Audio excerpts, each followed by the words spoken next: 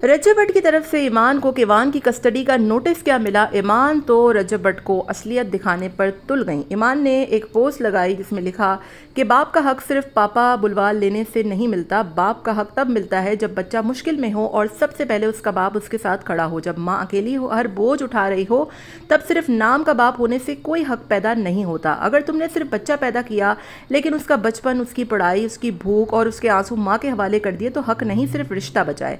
उस दिन समझ आया बाप का हक खून से नहीं जिम्मेदारी से बनता है, और जो जिम्मेदारी छोड़ दे वो अपना हक भी खुद छोड़ देता है।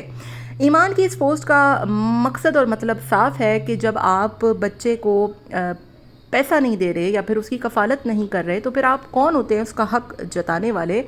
यानी कि केवान की बर्थडे आने वाली, हम सबको पता है, और रजब साहब ने उससे पहले ही उसकी कस्टडी के लिए केस फाइल कर दिया ताकि जो बर्थडे है वो साथ मनाई जा सके और सिर्फ कंटेंट के लिए अपने बच्चे को इस्तेमाल किया जा सके। सबको नज़र आ रहा है क्योंकि जिस बंदे ने इतने दिन तक बच्चे को नहीं पूछा, उसकी बीमारी में, उसकी चीज़ों में ईमान जो है वो काम करती रही, ऑन पैसा कमाता रहा, उस बच्चे की कफ़ालत करता रहा।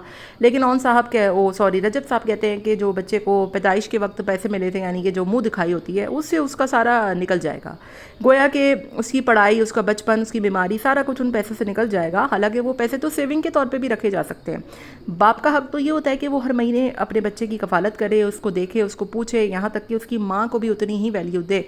तो ईमान ने शायद अपने दिल का गुबार निकाला है और बर्थडे पर भी उसने कहा था कि 2 तोहफे जो है वो रजब साहब ने मुझे बर्थडे पर भेजे हैं, एक डिफेमेशन का नोटिस और दूसरा केवान की कस्टडी का नोटिस। जो कि आपको पता है कि ईमान वैसे ही रजब के हवाले से काफ़ी परेशान है और अब ये कस्टडी का मसला वो उसको लेके ना चला जाए, मसले मसाइल और कोर्टों में जाना, धक्के खाना, ये सारी बातें हैं। एनीवेज जी, क्या होता है, ऊँट किस करवट बैठता है अल्लाह बेहतर जाने। लेकिन ईमान ने एक दफ़ा फिर से अपने दिल का गुबार निकाला है और रजब भट्ट को एक्सपोज करके रख दिया है। आपका क्या ख्याल है, कमेंट में ज़रूर बताइएगा।